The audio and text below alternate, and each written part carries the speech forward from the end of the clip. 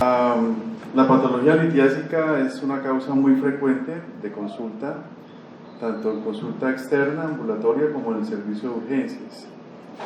Como bien lo menciona el doctor Juan Pablo, está dentro de las 10 primeras causas de morbilidad por urgencias. Así que es bien importante que unifiquemos conceptos, hablemos el mismo idioma y verifiquemos cuál es la guía, la recomendación que adopta la institución en el manejo de litiasis.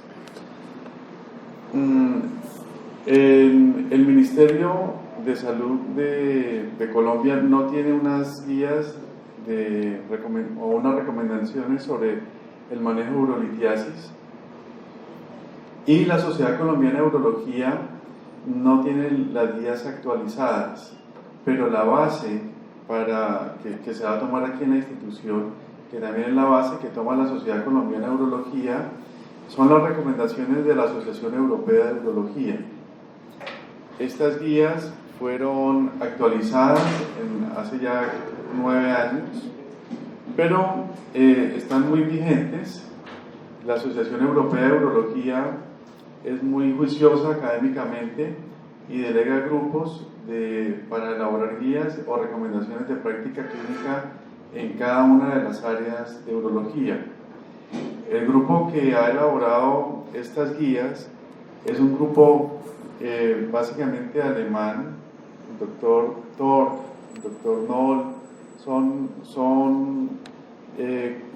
están en centros grandes de urología en Alemania.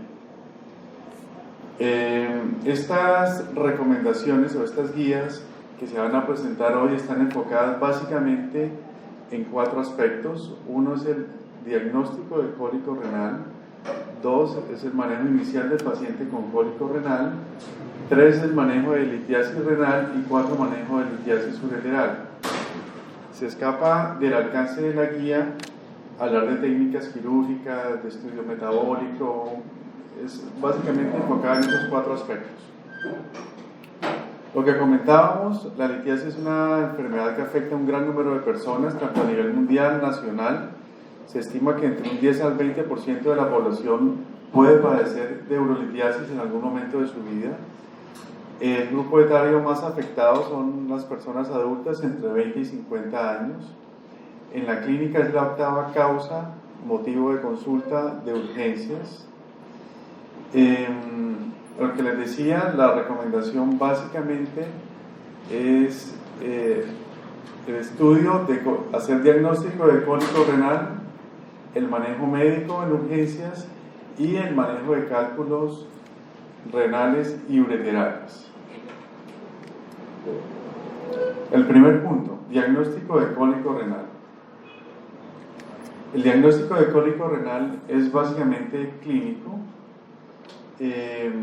y debemos recordar que es un dolor de inicio súbito, uni o bilateral, intenso, localizado en la fosa lumbar, en el ángulo costovertebral, y que sigue el margen inferior de la 12ª costilla. Se irradia característicamente siguiendo el trayecto ureteral anterior descendente hasta la vejiga.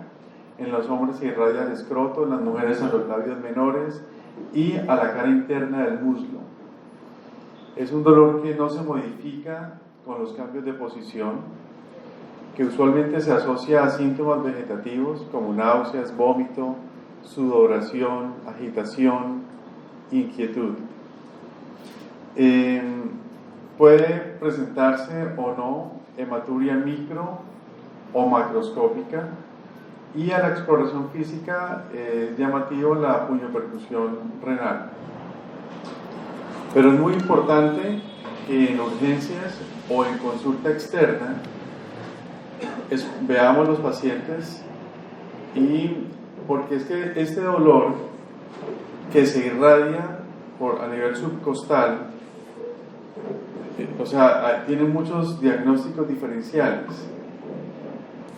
Hay dolores mecánicos que son muy frecuentes, que se irradian de la misma manera, dolores radiculares, dolores costales, y con frecuencia también nos llegan referenciados muchos pacientes con dolor lumbar de cualquier etiología menos por cólico renal, menos por urolitiasis. No es sinónimo dolor lumbar de urolitiasis, pero eso pasa con mucha frecuencia. Es la primera creencia de las personas: me duele la espalda, estoy enfermo en los riñones. Y también es creencia en muchos médicos, desafortunadamente, con un agravante, y es que la urolitiasis tiene una alta prevalencia. Si nos hacemos aquí una ecografía o un estudio imagenológico, es probable que por lo menos, como se ha mencionado, en un 20% de nosotros aparezca algún foco litiásico, pero eso no necesariamente quiere decir que esté generando síntomas o que requiera algún tipo de tratamiento. Así que es bien importante que así tengamos un estudio ecográfico, una placa, un hallazgo incidental en cualquier estudio imagenológico que nos reporte algún foco litiásico, la mayoría de las veces microlitiasis, la mayoría de las veces intraparenquimatosa. Eso no necesariamente se traduce en cólico renal. También pasa en urgencias, dolores lumbares que se irradian, que pueden irradiarse en el mismo sentido en que se puede irradiar un cólico renal. Eso no es sinónimo de cólico renal. Bueno, los estudios de imagenología, hace ya más de una década, la tomografía helicoidal sin contraste, que en la aplicación para la reconstrucción de vía urinaria conocemos como UroTac, es el patrón de oro en el estudio de pacientes con cólico renal. Quedó atrás la urografía excretora, quedó atrás la placa de abdomen simple, quedó atrás la ecografía. Si tenemos un paciente con el cuadro clínico muy sugestivo de cólico renoureteral o de cólico renal y necesitamos tomar un estudio de imágenes, no hay por qué tomar una placa de abdomen o que primero hagamos una ecografía. No, el patrón de oro, el estudio más costo efectivo es un UroTac. En la clínica tenemos un excelente equipo ahora, un tomógrafo que nos hace una reconstrucción, una tomografía helicoidal con una imagen muy nítida. La sensibilidad y la especificidad del UroTac en la detección de cálculos renales está por encima del 95%, así que es el estudio idóneo, no requiere ninguna preparación, no requiere medio de contraste, es expedito, está a la mano y las imágenes las tenemos de inmediato. Si no es factible ninguna de las opciones anteriores, realizar radiografía simple del tracto urinario más ultrasonido renal bilateral. Como les digo, no es el caso nuestro, no es esta parte de la recomendación, yo creo que la podemos obviar.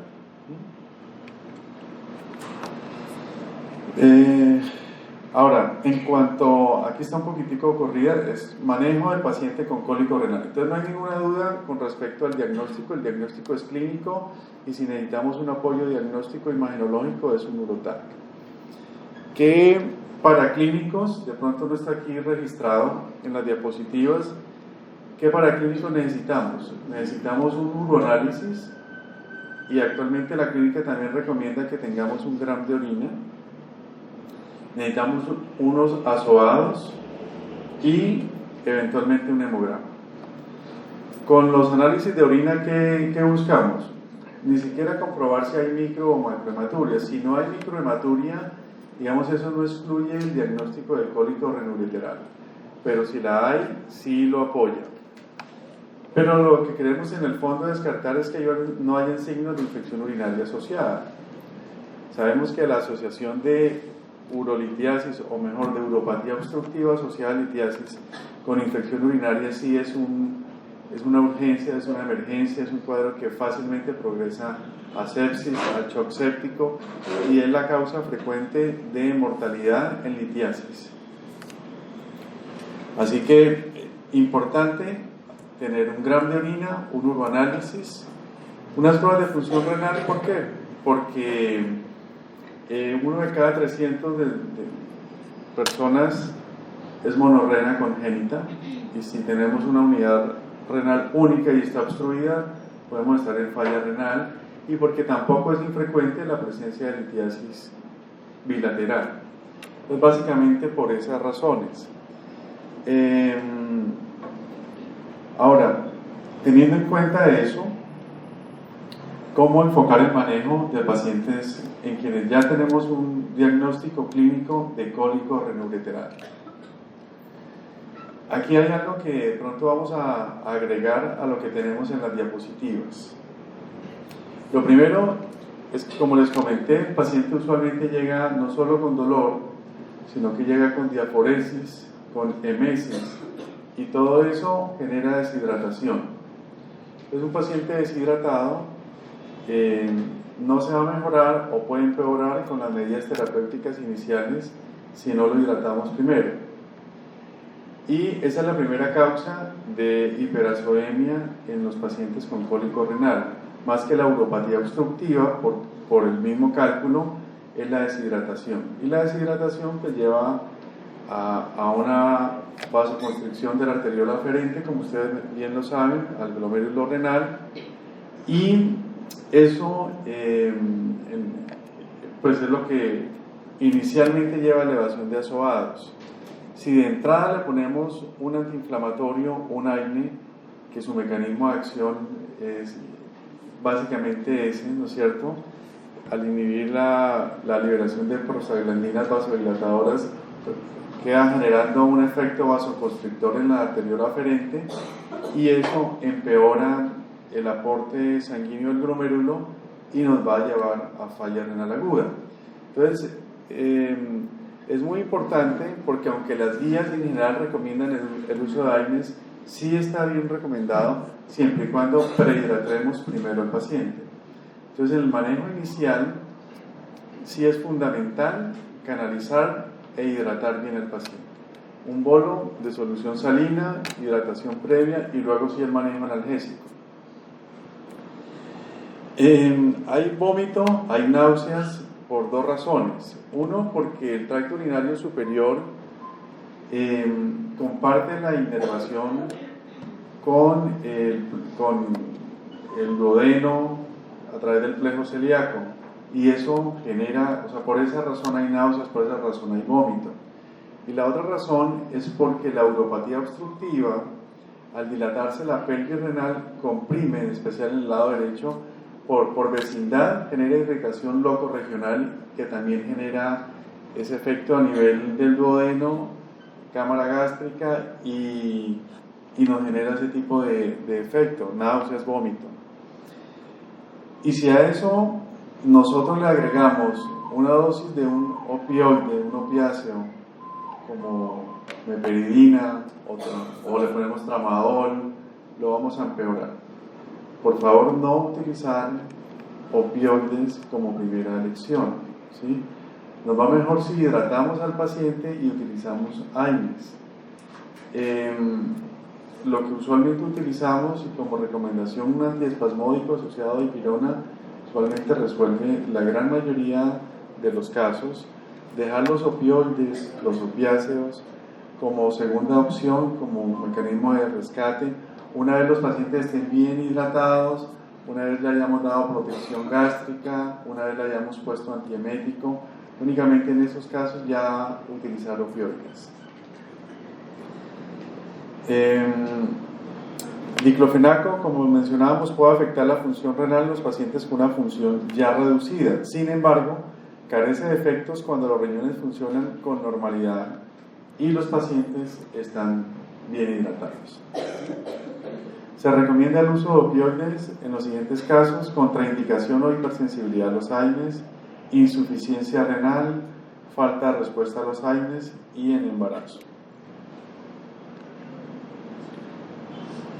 Bueno, es importante que el paciente que consultó, en quien se hizo un diagnóstico y se hidrató, se manejó el dolor, se descartó falla renal, se descartó infección urinaria asociada, pues ese paciente se puede manejar de forma ambulatoria, pero hay que formularlo, hay que prescribirlo, y hay que formularlo por horario. Por lo menos durante una semana o hasta cuando sea valorado por urología de forma ambulatoria. Se debe utilizar AINES si la función renal es buena o asociada a un antiespasmódico. Aquí no se recomienda la administración de volumen elevado de líquidos ni el uso de diuréticos como parte del manejo del cólico renal. Hay que diferenciar el cólico renal de la terapia, el manejo del cólico renal de la terapia expulsiva. El cólico renal es el manejo del dolor básicamente. Hidratación, analgesia, descartar compromiso de función renal, descartar infección urinaria asociada. Bueno, cuando por clínica, porque además del cuadro de dolor, por ejemplo, hay síntomas irritativos del tracto urinario inferior, urgencia miccional, polaquiuria, todo eso hace pensar que de pronto el cálculo está en el tercio distal del uréter y genera los síntomas similares a los de una cistitis. Y si además tenemos un uroTAC que nos demuestra que el cálculo está en el tercio inferior del uréter, ahí podemos pensar en terapia expulsiva. Y en la terapia expulsiva sí aplica el uso elevado de líquidos, el uso de diuréticos, los alfa bloqueadores, pero eso, como les digo, es diferente al manejar un cólico renal. Bueno. Entonces, sabemos cómo hacer el diagnóstico, qué elementos clínicos, imagenológicos y paraclínicos utilizar y cómo manejar el paciente con un cólico renal en urgencias, ¿no es cierto? Ahora, manejo de litiasis renal.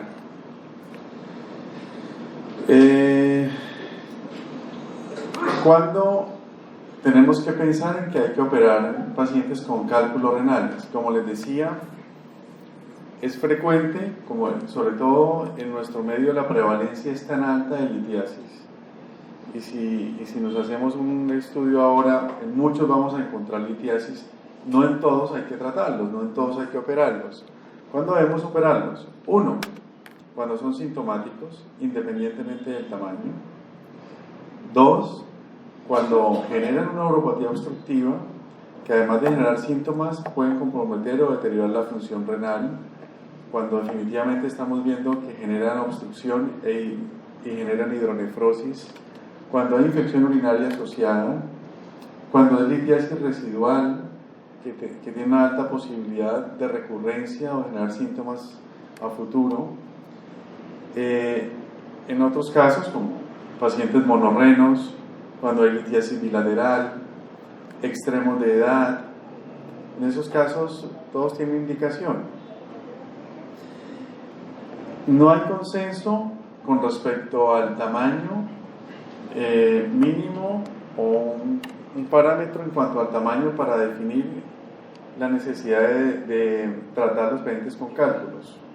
Sabemos que pacientes con cálculos menores a 7 milímetros, dependiendo de la localización en la vía urinaria, tienen mayor o menor posibilidad de volverse sintomáticos. Cáliz superior, cáliz medio y pelvis renal es muy probable que se vuelvan sintomáticos los cálculos menores de 7, en general menores de 1 centímetro. Cálculos menores de 1 centímetro o más aún menores de 7 milímetros del cáliz inferior usualmente no generan síntomas y los estudios han demostrado que la posibilidad de que se vuelvan sintomáticos, que migren o que aumenten de tamaño es baja. Por eso esos son buenos candidatos a observación. La extracción activa de cálculos se recomienda en los siguientes casos: cuando el diámetro es mayor a 7 milímetros, cuando no se logra un alivio suficiente del dolor, cuando existe obstrucción acompañada de infección, riesgo de pionefrosis o sepsis urinaria, riñones únicos o obstrucción bilateral. Ahora, ¿qué utilizar para el manejo de la litiasis renal? Como les decía, esta guía fue hecha en el 2010 y aquí hay algunas cosas que de pronto sí han cambiado, y es que en la última década la cirugía endourológica ha evolucionado muchísimo Y la litotripsia extracorpórea, que tuvo su auge, su desarrollo inicialmente en 1980, así que en la década de los 80 y los 90 estuvo en furor, fue la primera opción por ser una técnica no invasiva, con una buena tasa de resultados, de resolución de cálculos, pero con la necesidad usualmente de múltiples sesiones. Y los estudios a largo plazo demostraron que la litotripsia extracorpórea no es inocua, que las ondas de choque sí generan efectos adversos a nivel glomerular. Entonces, eso por un lado hizo que su uso disminuyera ya en la década pasada y mucho más en esta última década, y que el desarrollo de técnicas endourológicas, de la cirugía endoscópica, ureterorrenoscopios flexibles, láser holmium, todo eso hizo que bajara aún más la litotripsia extracorpórea y que, digamos, nos apoyáramos más en estas técnicas endourológicas que generan una menor necesidad de procedimientos, la posibilidad de resolver litiasis en menos eventos. Para la litotripsia extracorpórea, usualmente, como les decía, se requieren más de un procedimiento para cálculos renales. Tanto es así que en su momento los manuales nacionales aceptaban como manejo de litiasis con litotripsia extracorpórea hasta 5 sesiones. Un paquete de litotripsia extracorpórea incluía 5 sesiones de litotripsia. Con técnicas endoscópicas o percutáneas para litiasis, la necesidad de retratamientos es muy inferior. Entonces, estas eran las recomendaciones en su momento. La litotripsia extracorpórea podía eliminar más del 90% de los cálculos en adultos, con una tasa de éxito dependiente de la eficacia del litotriptor, de la localización de la masa litiásica, del hábito corporal y sobre todo del tamaño de los cálculos. Está contraindicada en el embarazo, en infecciones urinarias no controladas, aneurismas aórticos o de las arterias renales, malformaciones óseas, obesidad. Esto ya es una parte más técnica. Como les decía, el manejo de los cálculos actualmente está regido por la ubicación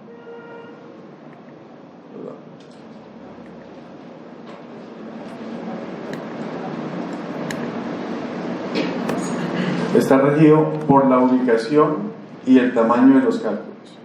En general, para cálculos mayores de 2 centímetros, no es una buena opción la litotripsia extracorpórea, tampoco es buena opción la cirugía endoscópica retrógrada.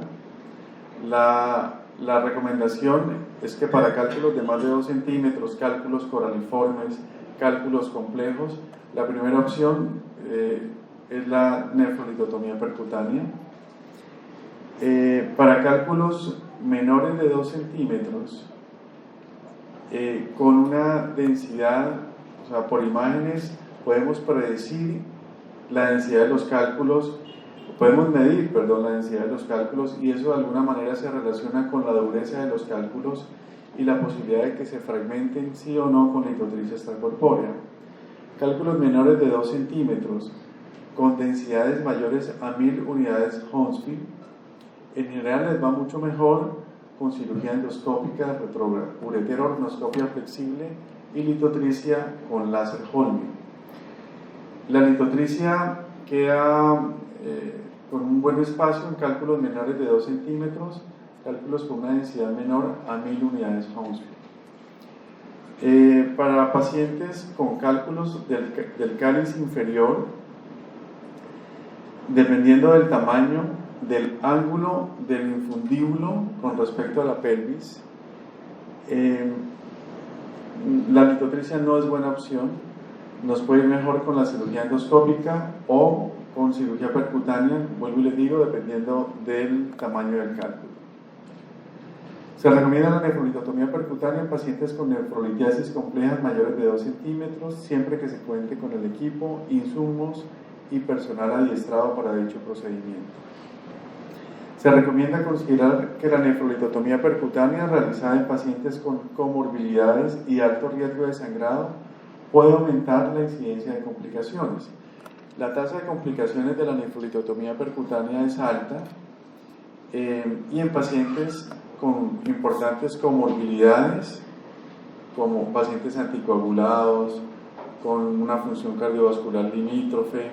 En algunas ocasiones es preferible realizar procedimientos escalonados, o sea, programar más de una cirugía endoscópica versus un único episodio de nefrolitotomía percutánea.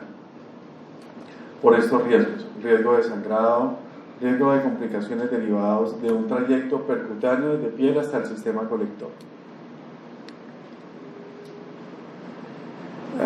Otras recomendaciones de la guía: se recomienda informar a los pacientes que la realización de una cirugía percutánea tiene mayores tasas de éxito, pero también mayor riesgo de complicaciones.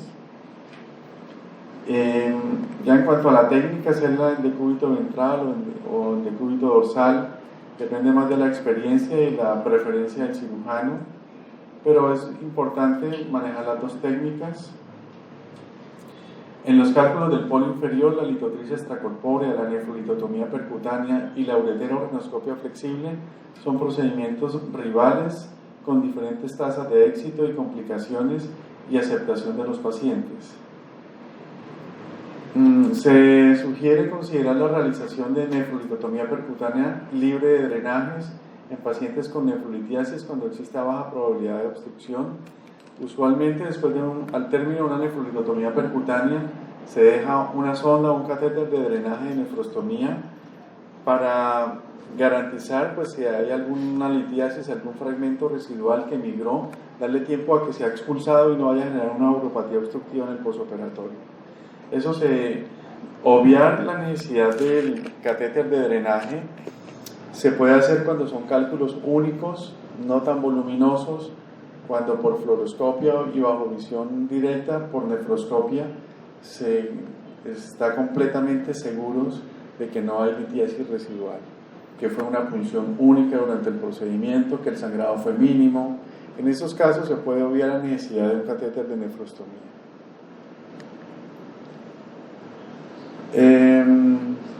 Se recomienda realizar cirugía intrarrenal retrógrada, o sea, ureterorhinoscopia flexible, en pacientes con nefrolitiasis en cálculos menores de 2 centímetros.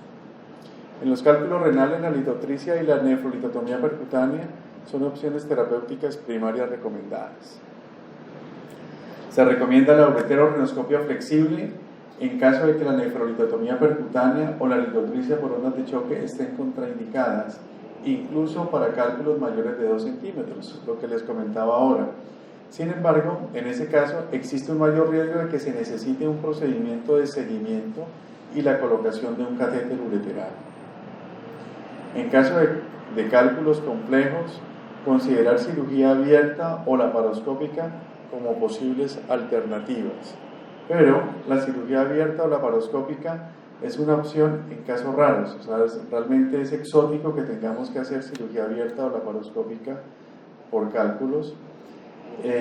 Esto en los casos en los cuales mediante litotricia o mediante ureterorhinoscopia o mediante nefrolitotomía percutánea fallen o estén contraindicados o se prevea una baja posibilidad de éxito.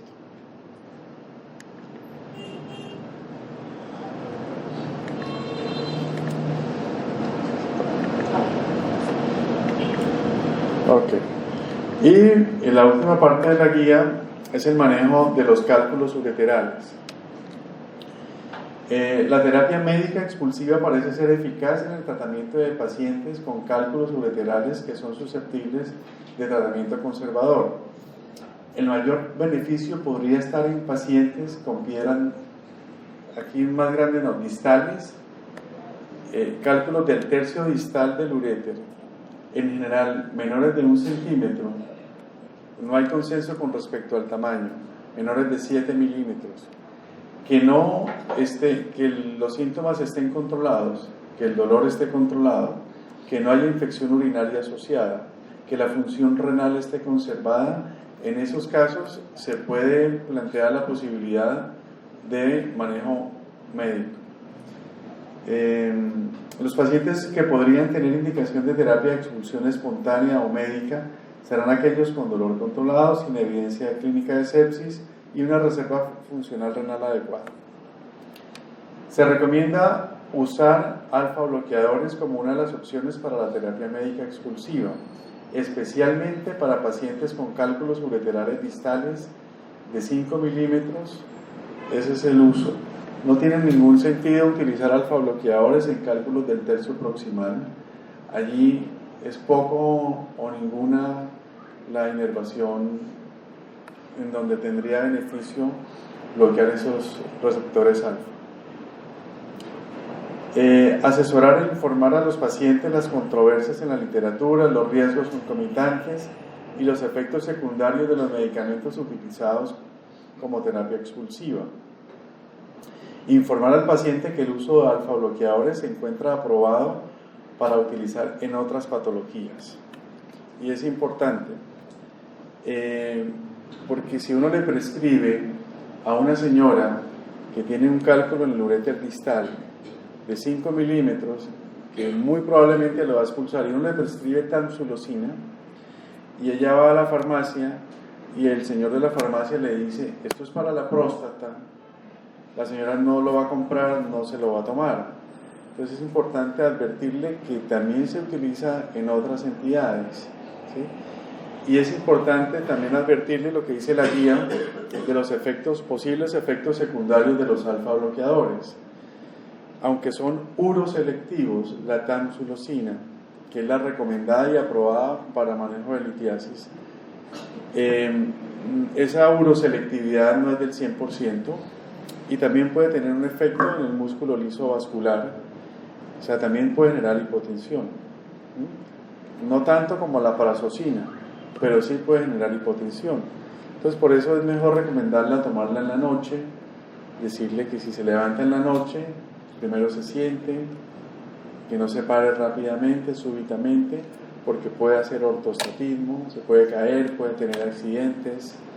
Entonces, advertir los efectos secundarios y advertir que se utiliza en este caso para el manejo de la litiasis, pero que además tiene otros usos.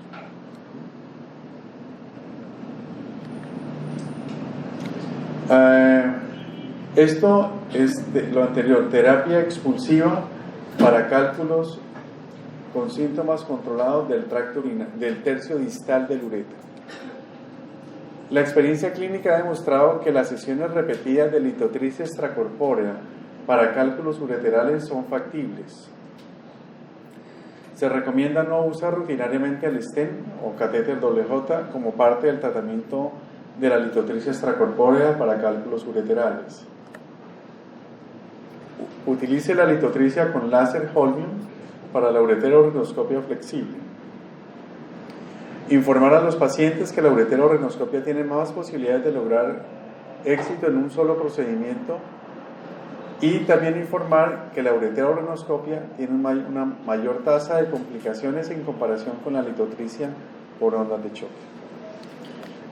Los cálculos del tercio proximal del uréter se pueden tratar con observación, si no son obstructivos, si son pequeños, si no hay falla renal, si no hay infección urinaria asociada, esperando que desciendan. Si por el contrario son sintomáticos, son obstructivos, hay ureterohidronefrosis secundaria, o sea, requieren tratamiento, nos quedan dos alternativas: litotricia extracorpórea o cirugía endoscópica, ureterorhinoscopia flexible con láser Holmium. En general, se aplican unos principios similares a cuál de los dos utilizar, y están basados en la composición del cálculo. Medir la densidad del cálculo en la tomografía. Esas unidades Hounsfield nos dan un valor predictivo si ese cálculo se va a fragmentar o no con litotripsia extracorpórea. En general, cálculos de más de 1000 unidades Hounsfield es baja la probabilidad, o es mejor, o dicho de otra manera, es alta la posibilidad de que esa persona requiera más de una sesión de litotripsia extracorpórea. Digamos que eso era una muy buena opción porque era una técnica no invasiva, ambulatoria, pero que requería sedación o anestesia, pero además genera incapacidad, y si no se resuelve en un solo tiempo, sino 2, 3, 4 o hasta 5 sesiones, pues tener una persona citándola cada 8, cada 15 días, incapacitándola con dolor, con doble J, no es buena idea. Entonces, la ureterorrinoscopia flexible se convirtió en una herramienta muy útil porque tiene una posibilidad de resolver esa litiasis en un solo acto operatorio. O sea, la posibilidad de que eso se dé es mucho mayor versus la litotripsia extracorpórea, independientemente de las unidades Hounsfield, independientemente de la dureza, de la consistencia, de la composición del cálculo.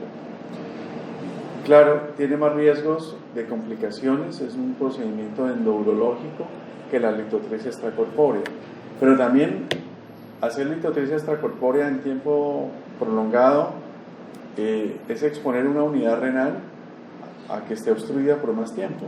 Entonces, el riesgo-beneficio como que se inclina más a la cirugía endoscópica, porque tiende a ser más universal, en el sentido que va a resolver el cálculo independientemente de la consistencia, de la composición, de la dureza del cálculo.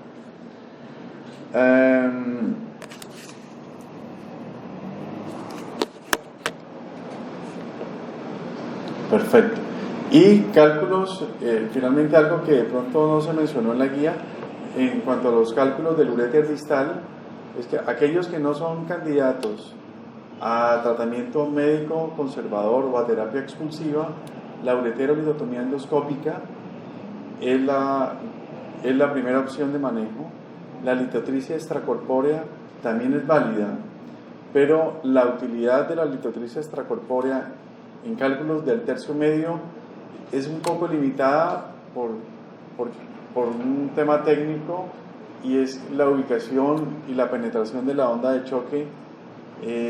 No es fácil de ubicar siempre porque ahí se nos interponen partes óseas que limitan la ubicación y limitan el acceso de la onda. Así que la ureterolitotomía endoscópica con equipo rígido, con un ureteroscopio rígido o semirrígido, es digamos, la primera alternativa si los pacientes no son candidatos a terapia expulsiva.